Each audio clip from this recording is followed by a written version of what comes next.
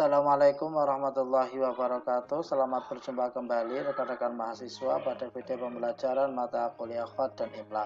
Pada video kali ini kita akan belajar mengenai alamatut tarhim atau tanda baca. Dalam penyampaian gagasan atau wacana, seringkali kita membutuhkan beberapa variasi dalam penyampaian gagasan atau wacana tersebut, baik gagasan yang bersifat lisan maupun tertulis. Dalam bahasa lisan kita membutuhkan beberapa variasi, diantaranya jeda, intonasi ataupun stressing. Jeda kita pakai untuk memenggal kalimat-kalimat panjang menjadi kalimat pendek sehingga memudahkan pendengar untuk memahami pesan yang kita sampaikan. Intonasi kita gunakan untuk mengungkapkan beberapa ekspresi seperti ekspresi tanya, ekspresi perintah, ekspresi kagum, dan lain sebagainya. Kemudian stressing atau penekanan kita gunakan untuk memberi penekanan pada kalimat atau informasi yang menurut kita penting untuk dipahami atau diperhatikan oleh pendengar. Beberapa variasi dalam bahasa lisan tersebut dalam bahasa tulis berubah menjadi tanda baca seperti yang kita kenal, ada namanya titik, koma, tanda seru, tanda tanya, dan lain sebagainya. Pada video kali ini kita akan belajar mengenai 6 tanda baca dalam bahasa Arab. Yang pertama, al-fasilah atau koma. Tanda ini dipakai oleh pembaca ketika ingin berhenti sejenak dan diletakkan pada beberapa tempat berikut. 1. Diletakkan di antara beberapa kalimat pendek yang membentuk kalimat panjang. Contohnya adalah sebuah kalimat indama kana Muhammadun sallallahu alaihi wasallam yata'abbadu fi ghari Hira ja'a Jibril alaihi salam fi surati rajul. Kalimat ini panjang dan dipenggal oleh koma menjadi 2 kalimat pendek, sehingga kita yang membaca kalimat ini akan mudah untuk memahami. Kemudian yang kedua, koma diletakkan di antara ma'tuf dan ma'tuf alaih, atau yang biasa diwakili atau ditunjukkan dengan adanya kata wa yang berarti dan. Contohnya adalah al-kalamu yanqasimu ila talatatin ismun, fi'lun, wa harfun.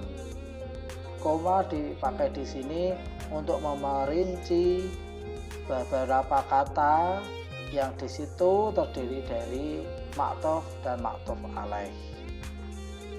Kemudian yang kedua, tanda an-nuqtah atau titik. Tanda ini dipakai oleh pembaca ketika berhenti secara lama dan disertai dengan beristirahat untuk bernafas. Tanda titik ini biasanya dipakai di akhir kata atau di akhir paragraf untuk menunjukkan sempurnanya gagasan atau pokok pikiran yang telah disampaikan.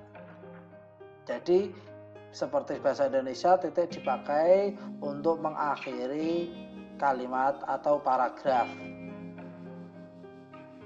Demikian. Kemudian tanda baca yang ketiga adalah an-nuqtatani atau 2 titik. Diletakkan dalam beberapa tempat berikut. 1. Di antara lafal qaul atau qala atau qila dan ucapan yang menjadi konten atau isi dari lafal qaul tersebut. Contohnya ada sebuah kalimat qala Rasulullah sallallahu alaihi wasallam al-muslimu akhul muslim.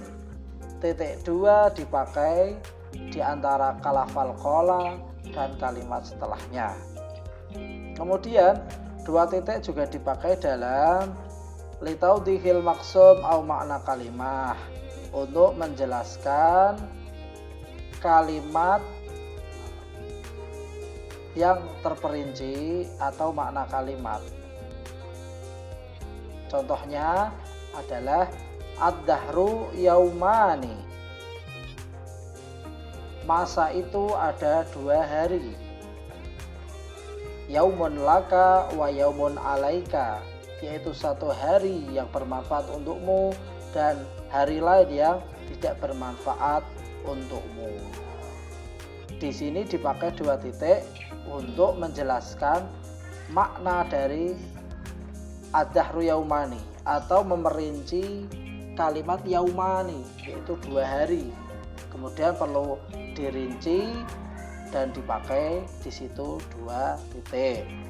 Atau 2 titik juga dipakai untuk menjelaskan makna kalimat. Contohnya an-naumu halatun tabi'iyatun minal istirkha indal kainah al-hayyah.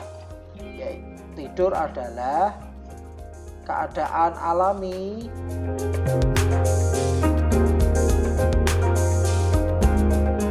yang dialami oleh makhluk hidup. Keadaan alami untuk istirahat bagi makhluk hidup. 2 titik ini dipakai biasa untuk menggantikan kalimat adalah atau yaitu. Maka dipakailah 2 titik. Kemudian tanda selanjutnya adalah al-fasilah al-manqutoh atau titik koma.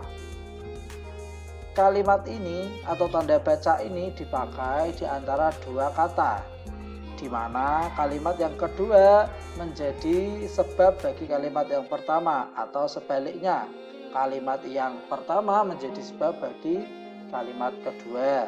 Contoh, harramallahu riba li'annahu yazidul ghani ghaniyan wal faqiru faqran.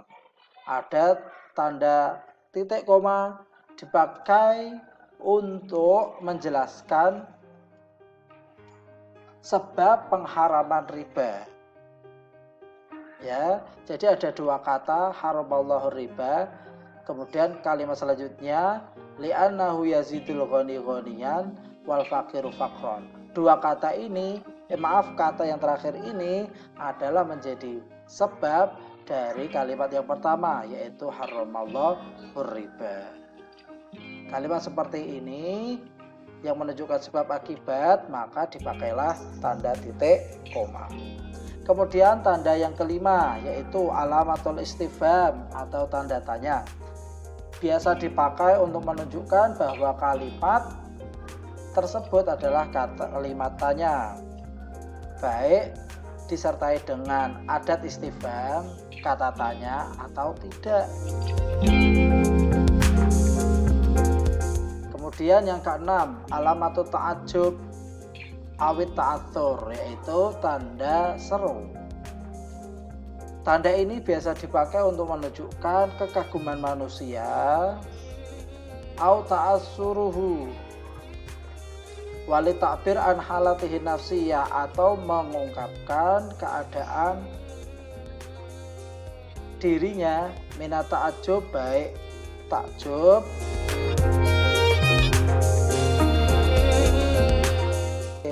atau larangan. Secara ringkas bisa kita pahami, tanda seru dipakai untuk perintah, untuk larangan, atau kekaguman. Contoh yang perintah, irkab rohilatak, naikilah kendaraanmu, atau iyyaka wal ghibah, jauhilah olehmu ghibah.